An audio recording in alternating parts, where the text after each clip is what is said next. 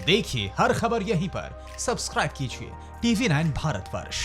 प्रेम शुक्ला साहब, शुरुआत में ही कुछ गलतियां कर दी गई क्या, जिनको बाद में, जिनमें लीपा पोती या जिसमें डैमेज कंट्रोल ये सब कोशिश की गई बाद में करने की?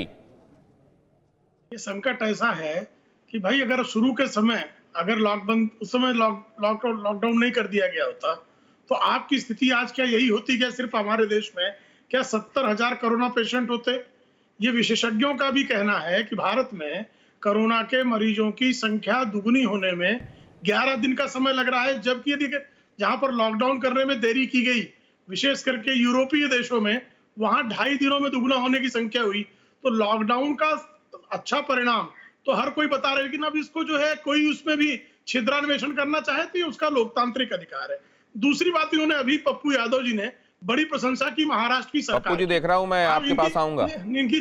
इनकी जानकारी के लिए बता दें, महाराष्ट्र में जहां पर कांग्रेस हिस्सा है महाराष्ट्र की सरकार का, वहां पर परसों ही एक एनजीओ की सर्वे रिपोर्ट आई है जो वहां सिविक वर्क्स में बहुत प्रभावी एनजीओ है। उसने कहा 96% प्रवासी मजदूरों को मार्च, अप्रैल और मई के 15 मई के पहले, मतलब इस समय जो समय बीता है, इसमें 96% प्रवासी मजदूरों को राशन ही नहीं मिला।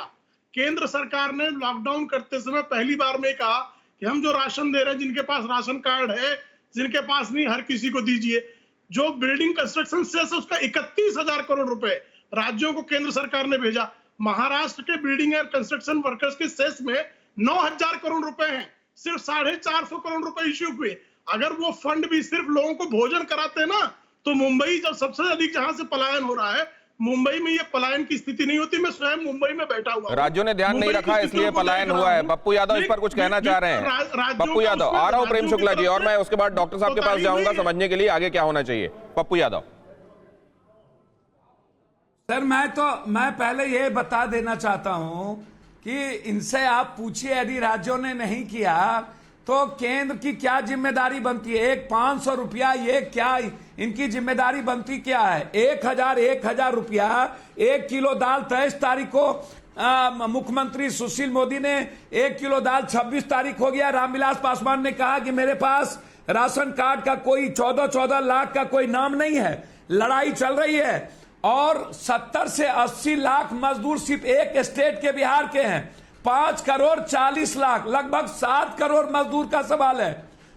1 करोड़ के लगभग सिर्फ बिहार है, और अभी तक महाराष्ट्र और दिल्ली, पंजाब और कलकत्ता से कोई ट्रेन, लगभग 2 ट्रेन चली, जिसमें भी लड़ाई आम आदमी पार्टी और बिहार की चल रही है। मैं तुम मजदूर श्रमिक को लेके चल रहा है। मेरा सवाल यह है कि महाराष्ट्र की सरकार ने यदि नहीं दिया, वो कह रहे हैं, मैं उस पर मैं राजनीति मजदूर पर नहीं करूंगा। मैं लगातार, जब दिल्ली में पप्पू यादव एक लोगों तक राशन और पैसा पहुंचा रहा है, यहां पर जहां पर प्रधानमंत्री हैं, सभी लोग हैं, यहां मुख्यमंत्री है, कैपिटलिस्ट है, जब यहां पर 700 एमपी, राज्यसभा एमपी हैं, सबकी जिम्मेदारी बनती है।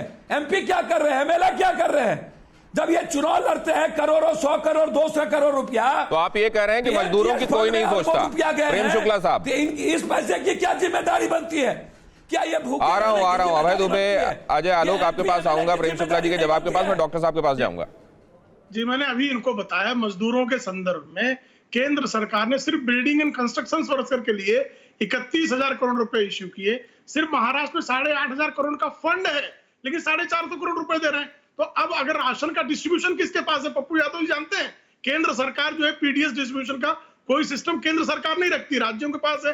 राज्यों को जब राशन दिया गया तो क्या राज्यों ने उस राशन का सम्यक वितरण किया क्या? और जहां से शिकायतें, उस पर कार्रवाई क्यों नहीं हुई? यहाँ पर लेबर के बोर्ड बनाने की बात थी ताकि लेबर को पैसा दिया जाए, उसके अकाउंट में ट्रांसफर किया जा सके। उसकी साहब, उनका कहना यह है कि कोई ध्यान नहीं दे रहा है, न केंद्र, न राज्य, न वो लोग जो आकर ध्यान दे सकते हैं एमपी एमएलए होने के नाते। परवाह देश की, सोमवार से शुक्रवार रात 10 बजे TV9 भारतवर्ष पर।